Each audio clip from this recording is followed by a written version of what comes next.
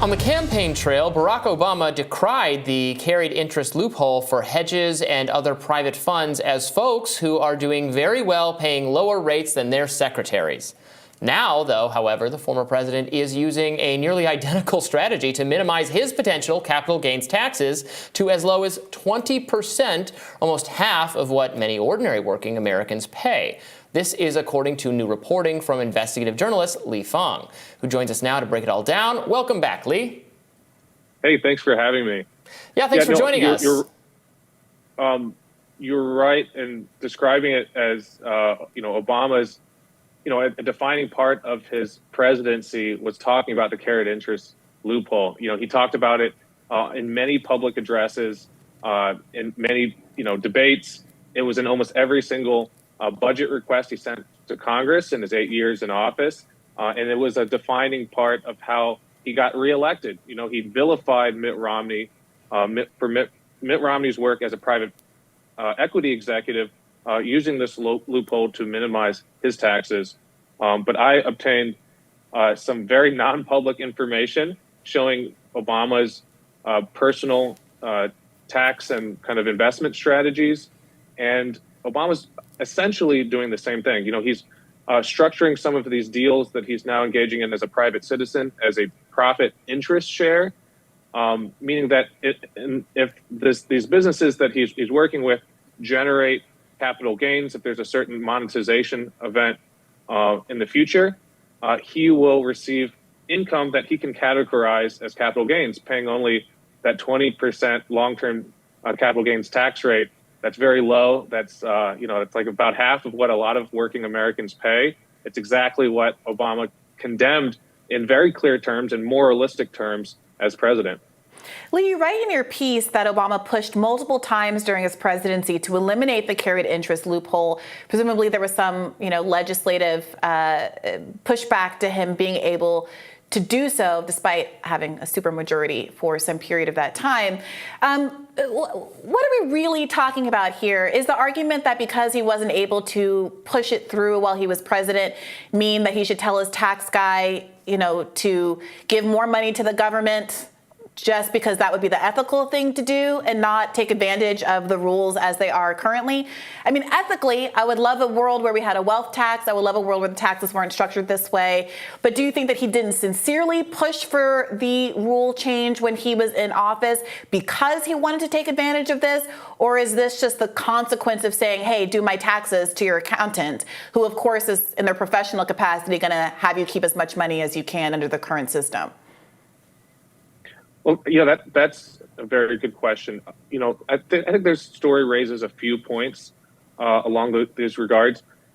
First, it's just Obama ran as a transformational character, someone who ran on hope and change, as a political outsider who would break up the kind of back-scratching culture of Washington, end the revolving door, hold business leaders accountable, really just take on the Wall Street and D.C. establishment.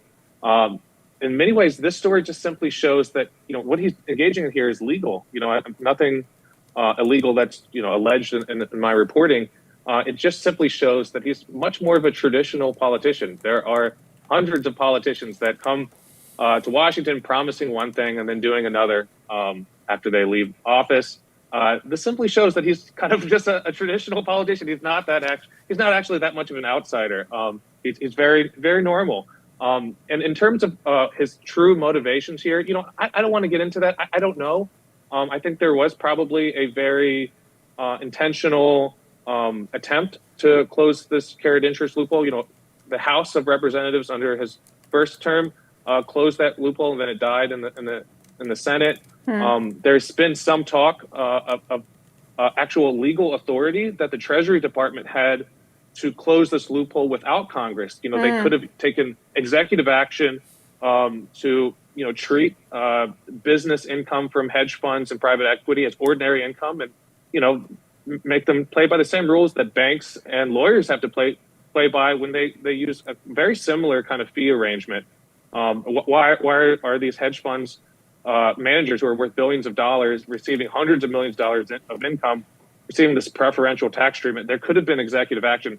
The Treasury Department never moved on that. And I should note, both of Obama's Treasury secretaries, Tim Geithner and then Jack Lew, what did they do immediately after leaving the presidency? They both went to work for private equity funds that benefit from this loophole. So, this larger revolving door issue, I think, it just affects almost every administration. It's how everyone in D.C. gets rich. They either engage in a certain public policy position or refuse to engage and then go to a private sector actor that benefits from their action or inaction while in office, and they become very, very wealthy. Now, again, Obama is free to do anything he wants in his personal life, of course, but this is, I think, fairly hypocritical. As someone who really defined their presidency on this tax justice issue, he doesn't talk about it anymore. He doesn't talk about issues of tax justice now that he's still giving speeches. He's still a political figure, and secretly, quietly in his own business deals, he's engaging in the same types of activities he really strongly condemned as president. You describe him as still politically active. He's definitely, he's not quite in the game, right? He's more muted. He still gives speeches and travels and things, like he's making documentaries, that kind of thing. He's definitely not like a daily part of the news cycle, weighing in on Trump and Biden and all that, which I guess that characterized George Bush's post-presidency and maybe Bill Clinton's post-presidency as well.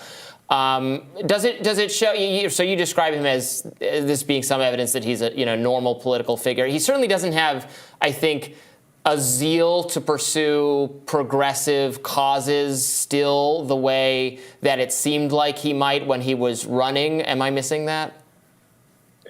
Well, look, he's not as active as he was, years ago. I don't know exactly how active he is. I know the public information that, he gave a big speech in the Bay Area at Stanford last year about, the alleged ills of disinformation on social media. He's spoken at some gun control events in the last year. He had his big inaugural Democracy Forum summit last fall where, he had some journalists and policymakers speak, in association with the Obama Foundation. And the kind of focus there was, again, on, some identity issues, hate, disinformation, voting rights. This is all well and good, but, for a lot of these more wealthy liberals, for politicians and activists that are funded by billionaires and, kind of part of this more neoliberal mix, they kind of hew towards liberal issues that don't upset the economic status quo. And that's not to say that the issues that Obama's now talking about aren't important. Sure, you can make that case, but they're not fundamentally changing the massive inequality we have in this country, the massive kind of political power structure where the very rich, the very powerful corporations in this country have a disproportionate share of the economy that kind of set the game in terms of how wealth and income are distributed. Again, he's not talking about these very essential tax justice issues where billionaires and millionaires, as he eloquently argued as president, are paying a lower tax rate than working class, middle class Americans. I still I'm sympathetic to the arguments that he made as president talking about these tax issues. I think they're very persuasive. It's just interesting that seems to have abandoned them, taken on these other liberal issues that don't have an economic component, and in his private life is now benefiting from the same tax strategies, or essentially the same. They're very similar. That he condemned. Yeah, it's fascinating. This is a trend that we've seen with a lot of faux populists across the aisle. I'm reminded of Donald Trump saying in 2016, "I'm smart not to pay his taxes," and saying, he said, "I know our complex tax laws better than anyone who's ever run for president, and I am the one to fix them." But our former colleague John Schwartz wrote this piece back at The Intercept back then, pointing out that it takes someone who's actually repentant to want to fix a system that they're benefiting from. And it seems that neither Donald Trump nor Barack Obama are actually invested in doing anything other than, in Trump's case, doing a $1.7 trillion tax cut that overwhelmingly went to the wealthy, while just using the idea of knowing that there's a fraudulent system to sell themselves to a public who really does want more systemic economic changes that benefit working class people. No, I think that's right, Bree. I was very kind of focused on the 2008 election. That was my first big election where I, started working as a professional in politics and media. covered the 2016 election. They are so similar. You know, Obama's pitch to voters in 2008 and Trump's pitch to voters in 2016, running as populist outsiders, looking at the tax code, at our broken foreign policy, at this culture of Washington that I think so many people despise, that people see as corrupt, and promising big, bold change. And once they get into office, not really delivering on that change. I mean, it certainly animates voters because this is a message that resonates, that speaks to the complacency in politics, the inherent kind of corruption and unfairness in our system. Unfortunately, we haven't really seen the movement or the force or the kind of wave of politicians necessary to enact the changes that are promised in these election campaigns. Lee, thank you so much for joining us. Thanks for having me.